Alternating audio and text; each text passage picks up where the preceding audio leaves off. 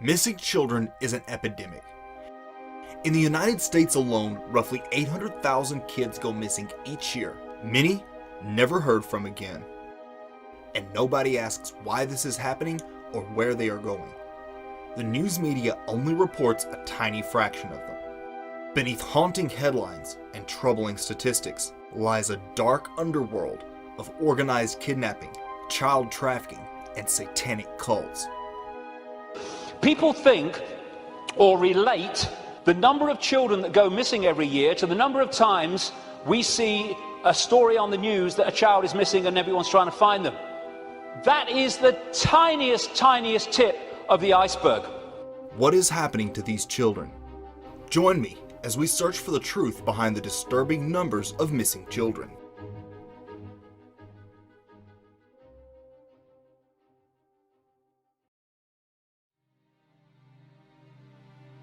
How many children really go missing each year in America? More than the news would have you think. Reliable statistics regarding missing children are hard to come by, perhaps deliberately so. But we know officially hundreds of thousands of children go missing every year, many never heard from again. And it is rampant. I keep using that word, but it is. People don't realize what happens is people think or relate the number of children that go missing every year to the number of times we see a story on the news that a child is missing and everyone's trying to find them. That is the tiniest tip of the iceberg. Hundreds of thousands of children go missing in America every year.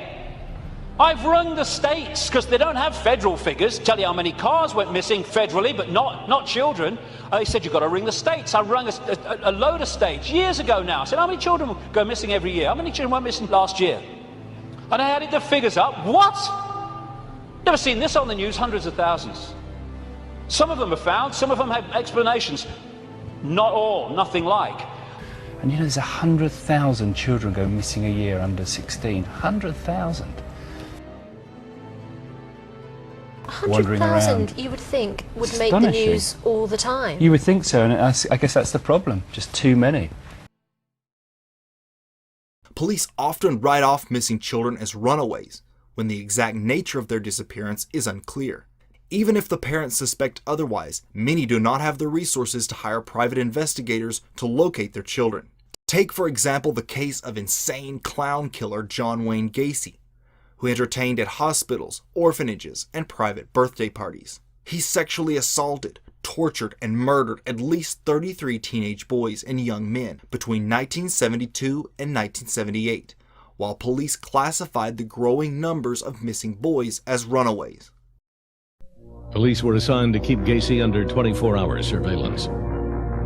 Investigators were stunned to discover that many of the recovered items belonged to Gacy's former employees who were missing, and other young men thought to be runaways. When most people think of kidnapping, they assume it's just some lone pervert. However, there are well-organized kidnapping rings across the country, supplying children into the underworld. They stake out locations, and sometimes even specific children in advance. So when you see missing children on milk cartons, and you see that you go in Walmart and see that wall missing such and such, they're not missing, they've been kidnapped. They have a crew that goes in certain parts of town, and they ask for the ages. We want them between 6 and 10. And they'll say we want them all white. And that's what they'll get. We want 3. And we want them in those age brackets. Chauncey Glover, who just spoke with that young victim. Chauncey? The incident happened right here along Star Peak Drive. The little boy lives right down the road. He's 11 years old and is a 6th grader here at Hill Intermediate School. He was walking here to this school Friday morning around 8 o'clock when that white work van pulled up next to him. Now, I want to show you these pictures of the van. This is the van police are searching for right now. Now, the boy says 3 Hispanic men were inside of the van and tried to lure him in. He says they had some type of dog catching net, that they were trying to put over him.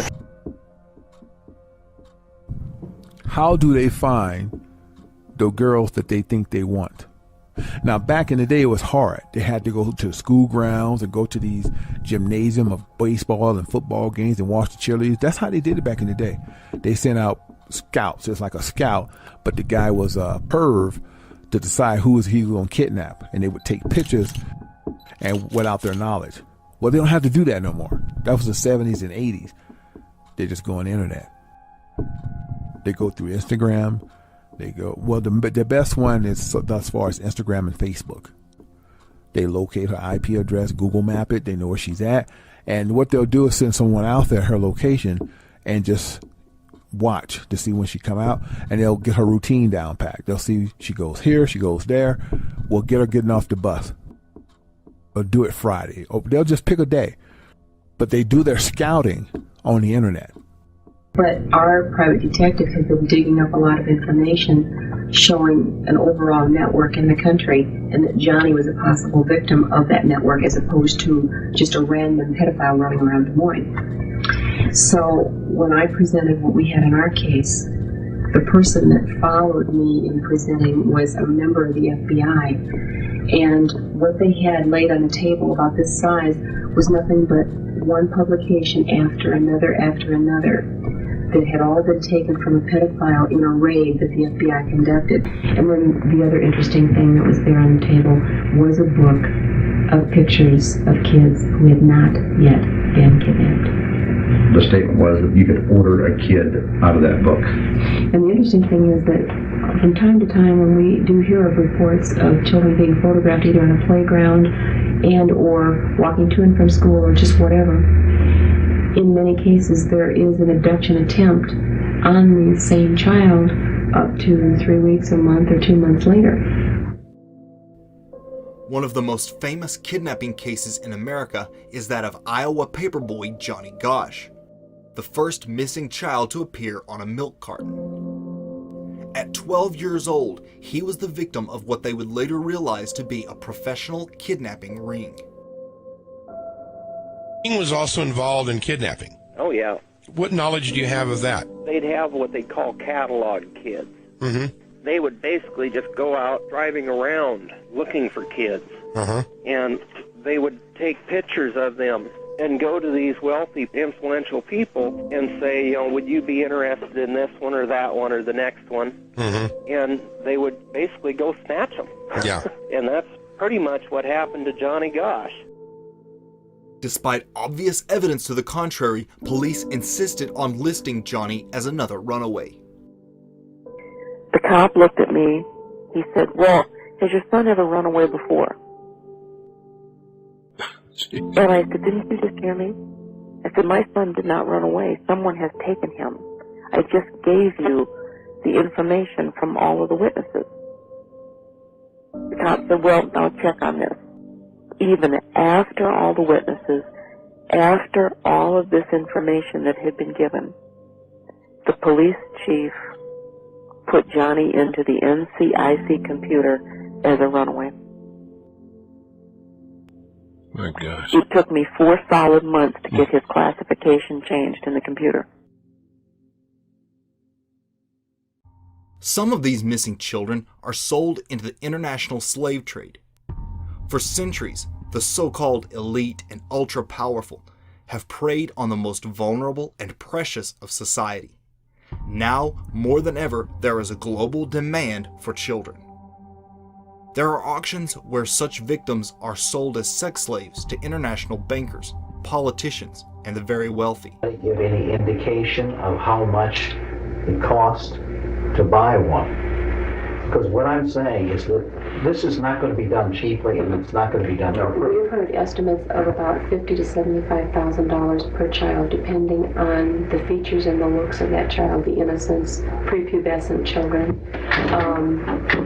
There are also, and this has been documented by a number of private investigators who've researched it, that periodically auctions take place in the United States. Different places, they move around. They don't just set up shop in one spot and publish a notice that there's going to be an auction.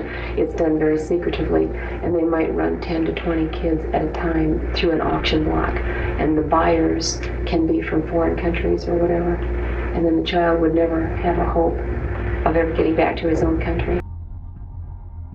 Former head of the LA FBI, Ted Gunderson, spoke about one such auction location outside of Las Vegas, where Illuminati bankers and Middle Eastern royalty come to buy American children. What do they do with these kids that they kidnap?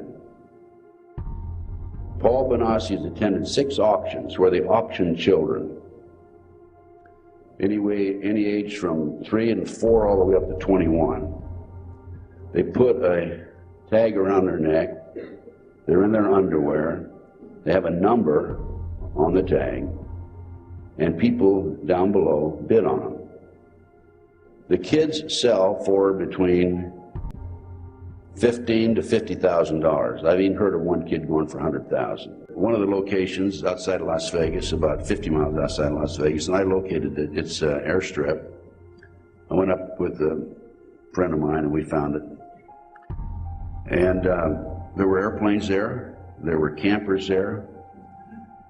And there were men who, with foreign accents. There was a police officer there, at least somebody in a uniform. These kids are auctioned off and put on the airplane, and nobody knows what's happened to them. These trafficking rings use various control methods to keep victims enslaved. Johnny Gosch's mother, Noreen Gosch, claims the group that kidnapped her son actually branded their victims. And one of the other things that they did to all of the victims of this particular ring, I'll call it, was brand the children. That's right, yeah. They used a branding iron, and they would heat it up, and the kids were branded. Someplace on their body. Yeah. A leg, a shoulder, a hip, it didn't matter. It would just be someplace on all of them. And the kids were told that because of that brand, no matter if they tried to change their other physical features or appearance, these people would always be able to find them. But child trafficking rings are only the tip of the iceberg. There are even darker forces at work behind child disappearances. No doubt some children end up the victims of satanic cults. Since ancient times, children have been the preferred sacrifice of strange gods and demonic deities. The Bible warned Ammonites against making their children pass through the fires to Molech.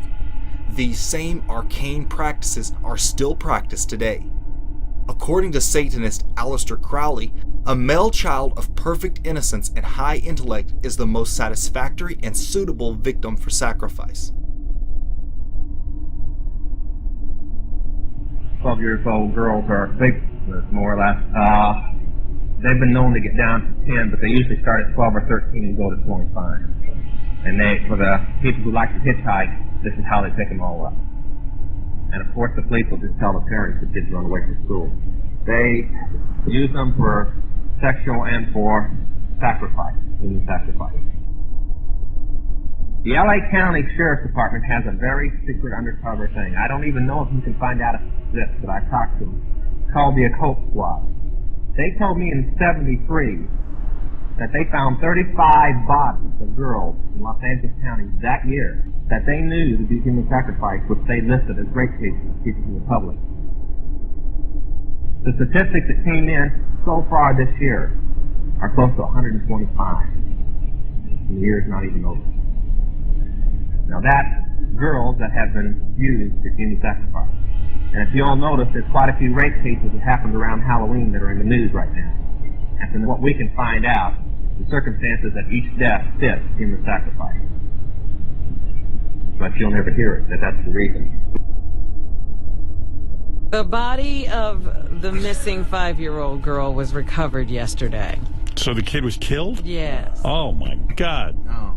The child was first reported missing from her home by her mother last Tuesday morning. On Friday, Maria Andrette McNeil was charged with first-degree kidnapping, and late Saturday, her mother, Antoinette Nicole Davis, was arrested on accusations that she prostituted her daughter. I think a lot of these kids who are brought up by these Satanists who sacrifice these children in religious rituals. In June 2017, Dutch banker Ronald Bernard garnered worldwide attention when he did an interview blowing the whistle on the dark and secretive world in which he was involved.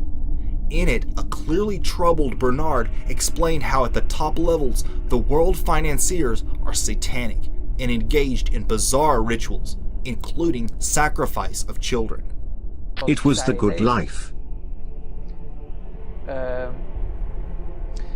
But then at some point, I was invited, which is why I'm telling you all this, to participate in sacrifices abroad.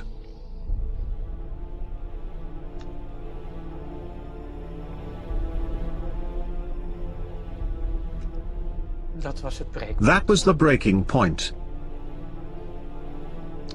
Children. If you know someone who is missing, report it immediately. You don't have to wait 24 hours. This is the type of important information that is under attack right now, so please do your part by sharing this video before it's too late. If you enjoyed this video, be sure to hit the like button, make sure you're subscribed, and I want to give a special shout out to my patrons over at patreon.com who support this channel and make it possible. Thank you.